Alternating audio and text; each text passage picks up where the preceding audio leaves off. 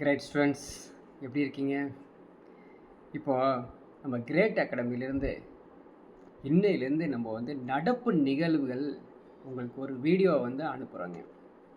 இது யார் யாருக்கெல்லாம் ரொம்ப யூஸ்ஃபுல்லாக இருக்கும் அப்படின்னு பார்த்தீங்கன்னா, முக்கியமாக டிஎன்பிஎஸ்சி, எஸ்எஸ்சி, ஆர்ஆர்பி எக்ஸாம் எழுதுறீங்களா, அவங்களுக்கான கரண்ட் அஃபையர்ஸ் ஒரு முக்கியமான நடப்பு நிகழ்வுகள் 25/8/2026 நம்ம தொடர்ந்து கொடுக்க போகிறோம்.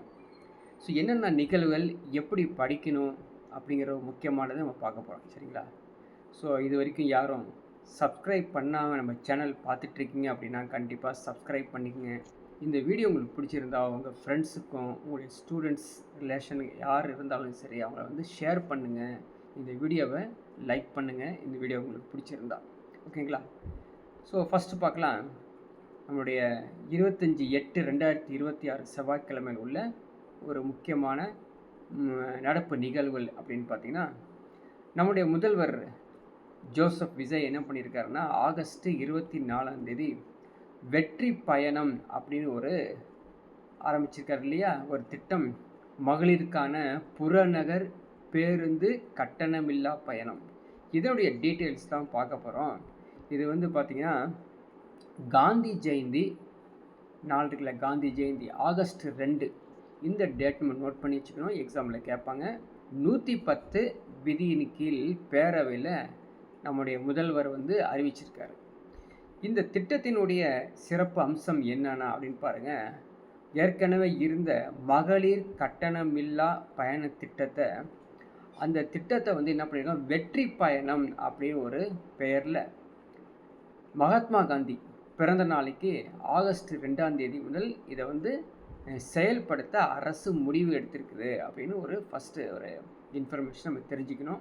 அது மட்டும் இல்லாமல் ஏற்கனவே இருந்த அந்த திட்டத்தில் எக்ஸ்ட்ரா என்ன அப்படின்னு பார்த்தீங்கன்னா, விரைவு பேருந்துகள், எல்எஸ்எஸ்எஸ், டீலக்ஸ் பேருந்துகள்லாம் நம்ம கட்டணமில்லா பயணம் அனுமதிக்கப்படவில்லை அப்படின்னு சொல்லியிருக்கோம் இல்லையா. ஸோ இதோடைய டீட்டெயில்ஸும் நம்ம கம்ப்ளீட்டாக கொடுத்துருக்கோம். சரிங்களா? இப்போ எக்ஸாமில் எப்படி கேட்பான் அதை பார்ப்போம். சரிங்களா? வெற்றி பயணம் அப்படின்னு திட்டம் எந்த தேதியில் துவங்கப்பட்டது அப்படின்னு கேட்பாங்க. அதை நம்ம நோட் பண்ணி வச்சு படிச்சுக்கணும். சரிங்களா? நெக்ஸ்ட்டு பேரவையில் முதல்வர் அடுத்த ஒரு அறிவிப்பு கொடுத்துருக்காரு 110 கீழ். என்ன அப்படின்னு பார்த்தீங்கன்னா, அதாவது 3 இலவச எரிவாயு சிலிண்டர்கள் வழங்கப்படும் அப்படின்னு சொல்லியிருக்காரு. இதனுடைய பேக்ரவுண்ட் பாருங்கள். ஆந்திரா மாநிலத்தில் தீபம் அப்படிங்கிற ஒரு திட்டம் இருக்குது. அதே போல் உத்தரப்பிரதேசத்தில் பிரதமரின் உஜ்வாலா திட்டம் பயனாளிகளுக்கு ஆண்டுக்கு 2 இலவச எரிவாயு. மகாராஷ்டிரத்தில் முதல்வரின் அன்னபூரணி யோஜனா திட்டம். உத்தரகாண்டில் அந்தியோ தயா அப்படிங்கிற திட்டம்.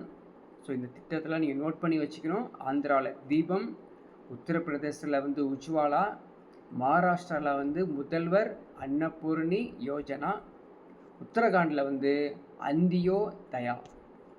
நம்ம தமிழ்நாட்டில் அதே திட்டத்தை என்ன பண்ணியிருக்காங்க பார்த்திங்கன்னா, ஒரு பெயர் கொடுத்துருக்காங்க. அதை நோட் பண்ணிக்கணும். எக்ஸாமில் கேட்பாங்க. என்ன அப்படின்னு பார்த்தீங்கன்னா, அன்னபூரணி சூப்பர் 6 திட்டம். இந்த திட்டத்தின் கீழ் 3 விலையில்லா எரிவாயு சிலிண்டர்கள் கொடுக்கப்படும் அப்படின்னு கொடுத்துருக்காங்க. அதை கொஞ்சம் நோட் பண்ணிக்கணும். அது மட்டும் இல்லாமல் இது யாருக்கு அப்படிங்கிறதும் எக்ஸாமில் கேட்பாங்க. இதில் பயனாளிகள் பார்த்துக்கிட்டால் 1,30,16,104 குடும்பங்களுக்கு இது பயனடையும். இது எப்போ இந்த திட்டம் வருதுன்னா, பொங்கல். சரியா? பொங்கல் அன்னைக்கு ஜனவரி மாதம் முதல் இந்த திட்டம் செயலுக்கு வரும் அப்படின்னு கொடுத்துருக்காங்க. இதுக்கு ஒதுக்கீடு செஞ்சுருக்கக்கூடாது 4000 கோடி ரூபா ஒதுக்கீடு செஞ்சுருக்கலாமா. யாருக்கெல்லாம் இது பெனிஃபிட்ஸ் அப்படின்னு பார்த்தீங்கன்னா, அதாவது ஆண்டு வருமானம் 2.5 லட்சத்துக்கு மிகாமல் இருக்கணும்.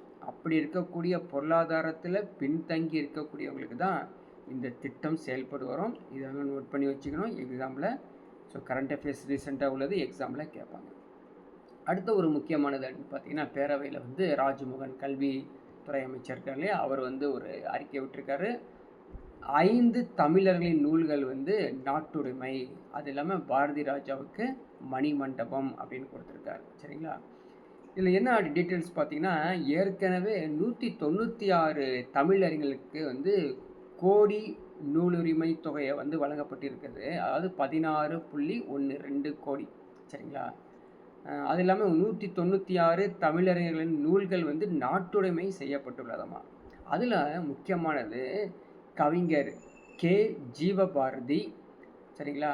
அதே போல் வந்து பேராசிரியர் ராஜ் கௌதமன், அதே மாதிரி சாரண பாஸ்கரன் என்கின்ற டி.எம்.எம். அகமது, சா. கந்தசாமி, டி.எம். பீர் முகமது ஆகிய 5 தமிழறிஞர்களுக்கு வந்து அவங்க நூல்கள் வந்து நாட்டுடைமை ஆக்கப்படும் சொல்லியிருக்காங்க. இதை வந்து நம்ம நோட் பண்ணி வச்சுக்கணும், எக்ஸாமில் இது கேட்பாங்க. சரிங்களா? இதற்காக தொடரான செலவு வந்து 50,75,000 வந்து ஒதுக்கீடு செய்யப்பட்டுள்ளதாமா. சரிங்களா? அது இல்லாமல் இணைய தமிழ் செம்மல் விருந்து, இப்போ வந்து புதுசாக கேள்விப்பட்டிருப்போம். இணைய தமிழ் செம்மல் விருந்து தமிழ் மொழியில் ஈடுபட்டு ஆக்கப்பூர்வமான மின்னணு தளங்களை வளப்படுத்தும் 2 அறிஞர்களின் இணைய தமிழ் செம்மல் விருது வழங்கப்படும் சொல்லியிருக்காங்க. இணைய தமிழ் செம்மல் யாருக்கு வழங்கப்படுவாங்க அப்படின்னு ஒரு கொஸ்டின் எக்ஸாம்பிள் கேட்டிருப்பாங்க. தமிழ் மொழியை ஈடுபாட்டுடன் ஆக்கப்பூர்வமாக மின்னணு தளங்களில் வளப்படுத்தும் 2 அறிஞர்களுக்கு கொடுப்பாங்களாமா. இந்த விருது வாங்குறவங்க 25,000 விருது தொகை தகுதியுள்ளவர்களுக்கு வழங்கப்படும் அப்படின்னு சொல்லியிருக்காங்க. அடுத்தது ஹூஸ்டன் தமிழ் இருக்கைக்கு கூடுதல் நிதி ஒதுக்கீடு செஞ்சுருக்காங்களாமா. ஸோ தமிழ் மொழி, இலக்கியம் மற்றும் பண்பாட்டு உலக அளவில் கொண்டு வரத்துக்கு அமெரிக்காவில் உள்ள டெக்சாஸ் மாநிலத்தில் உள்ள உலக புகழ்பெற்ற ஹூஸ்டன், சரிங்களா, யூனிவர்சிட்டி அந்த தமிழ் இருக்கை இடுவதற்கு 5.75 கோடி வந்து செலவு செஞ்சு அந்த இருக்கைகள் வந்து கொடுக்குறாங்களாமா. ஸோ இந்த இன்ஃபர்மேஷன்ஸாக நீங்கள் நோட் பண்ணி வச்சுட்டு ரிப்பீட்டடாக படிச்சிங்கன்னா எக்ஸாமில் ரிலேட்டடாக கேட்கும்போது ஆன்சர் கொடுக்கலாம். அடுத்தது வந்து பார்த்திங்கன்னா, செயற்கைக்கோள் சேவைகள் உலகின் முன்னணி நிறுவனமான ஐஎஸ்ஐ புதுதில்லியில் வந்து செயல்பட போகுது அப்படின்னு கொடுத்துருக்காங்க. இது வந்து பார்த்திங்கன்னா, இது விண்வெளி மூலம் உளவு பார்க்கறதுக்காக உருவாக்கப்பட்ட இந்த ஐஎஸ்ஐ இந்திய கிளை புதுதில்லியில் செயல்பட உள்ளதாக அறிவிச்சிருக்காங்க. ஸோ ஃபின்லாந்தை வந்து தலைமையிடமாக கொண்ட இந்த ஐஎஸ்ஐ நிறுவனம் உலக அளவில் போலந்து, ஸ்பெயின், பிரிட்டன், ஆஸ்திரேலியா, சரிங்களா, ஜப்பான், கிரேக்கம், அமெரிக்கா அப்படியே வந்து இந்தியாவுக்கும் இதை செயல்பட போகிறாங்க அப்படின்னு முக்கியமான தகவல். இதில் அடுத்த ஒரு முக்கியமான தகவல் பார்த்திங்கன்னா, இந்தியாவின் புது கிளியை வந்து டெல்லியில் செயல்படுறாங்க. ஆல்ரெடி கேள்விப்பட்டிருக்கோமா? உலகின் மிக முக்கியமான பாதுகாப்பு மற்றும் விண்வெளி சந்தைகளில் ஒன்றான இந்தியாவில் தனது தடத்தை ஐஎஸ்ஐ நிறுவனம் வலுப்படுத்தும். ஸோ இதை வந்து ஐஎஸ்ஐ நிறுவனத்தினுடைய டீட்டெயில்ஸு நம்ம வந்து நெட்லேயும் சர்ச் பண்ணி அதுக்கான டீட்டெயில்ஸ் படித்து வச்சுக்கணும். சரிங்களா? அடுத்த ஒரு நிகழ்வு, 10 ஆண்டுகளை நிறைவு செய்த யூபிஐ சேவை 13,000 மடங்கு பண வர்த்தனை வந்து அதிகரிச்சிருக்காமா. ஸோ இந்த இந்தியாவில் வந்து பார்த்திங்கன்னா யூபிஐ சேவை எப்போ வந்தது அப்படின்னு அறிமுகம் எப்போ ஆனது பார்த்திங்கன்னா, ஆகஸ்ட் 25, 2016. அங்கேருந்து 16, 17 காலகட்டத்தில் வந்து 1.78 கோடி வந்து டிரான்சாக்ஷன் நடந்திருக்குது. ஆனால் 25, 26 வந்து 24,162 கோடி டிரான்சாக்ஷன் நடந்து 13,000 டைம்ஸ் இல்லைங்களா அதிகமாக இருக்குது அப்படின்னு சொல்லி நிதி அமைச்சகம் சொல்லியிருக்காங்க. ஸோ இது ஒரு முக்கியமான இன்ஃபர்மேஷன்ஸ். சரிங்களா? ஸோ அடுத்தது முக்கியமான இன்ஃபர்மேஷனை பார்க்க போகிறது, தமிழ்நாட்டில் வந்து அறிவு பாடத்திட்டம் அடுத்த கல்வி ஆண்டில் வந்து அறிமுகப்படுத்த போகிறாங்கன்னு சொல்லி கல்வி அமைச்சர் ராஜ்மோகன் அறிவிச்சிருக்காருங்க.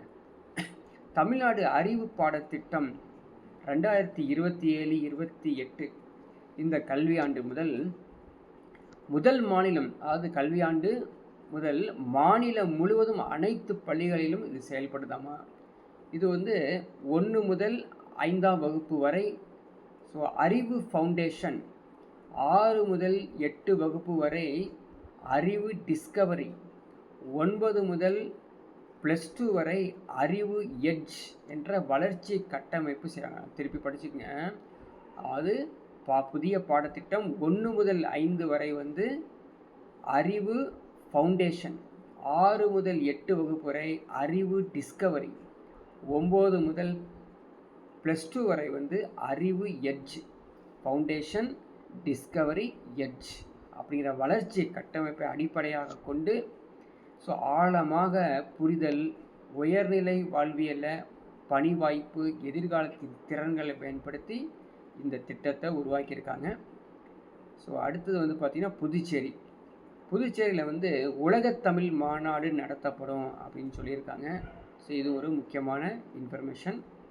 இது மட்டும் இல்லாமல் தமிழ்நாடு தமிழ் பண்பாடு, இலக்கிய மற்றும் உலகளாவிய தமிழறிஞர்கள் ஆய்வுகளை கொண்டாடும் வகையில் உலகத்தமிழ் மாநாடு புதுச்சேரியில் நடத்தப்படும் அப்படின்னு சொல்லி அங்கே உள்ள முதலமைச்சர் வந்து சொல்லியிருக்காங்க. சரிங்களா? அதுக்கான வந்து ஆயத்த பணிகள்லாம் செஞ்சிட்ருக்காங்க. இதுக்கு டீட்டெயில்ஸான PDF உங்களுக்கு வந்து இந்த சப்ஸ்கிரிப்ஷனில் அட்டாச் பண்ணுறோம். நீங்கள் வந்து அதை டவுன்லோட் பண்ணி கூட படிச்சுக்கலாம். இந்த வீடியோ உங்களுக்கு பிடிச்சிருந்தா உங்களுக்கு வந்து ஃப்ரெண்ட்ஸுக்கு ஷேர் பண்ணுங்கள், லைக் பண்ணுங்கள். அதே மாதிரி நம்முடைய கிரேட் அகாடமியை சப்ஸ்கிரைப் பண்ணிக்கங்க. சரிங்களா? இதே மாதிரி அடுத்த ஒரு நடப்பு நிகழ்வுகளை நம்ம பார்க்கலாம்.